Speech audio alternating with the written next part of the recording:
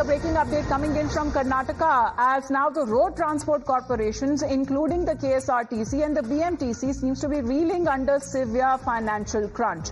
Sources reveal over 2,700 crores in PF dues remain unpaid, as the KSRTC MD has now appealed to the government for urgent funds release, warning of potential consequences, including revoked exemptions from the PF office. That is the development that is now coming to light. Let's quickly go across to Deepak right now joining us. What are the officials now saying over unpaid dues? What exactly is likely to happen in Karnataka when we talk about the transportation medium?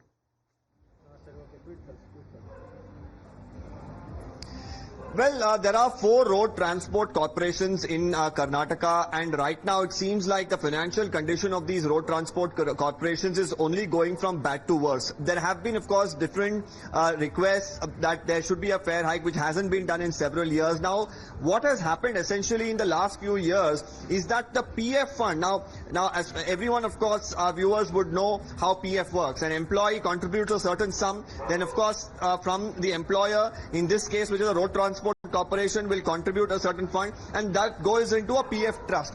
Now, for the last several years, there is the fund that is meant to go to this trust is not going there. Instead, this fund is being used by the road transport corporation for its own operational costs, be it for filling of fuel, be it for payment of salaries of some of the employees. Now the question here arises, if anyone needs an emergency fund, if he wants to withdraw his PF, what happens? Now what is startling even more is the fact that the MD of KSRTC has now shot out a letter to the government saying there are 2,700 crores worth of funds that need to be paid to the Provident Fund, and we do not have this at this point in time, and if it is not paid, it will put the employees in a very distressful situation, and they're appealing to the government to provide for these funds.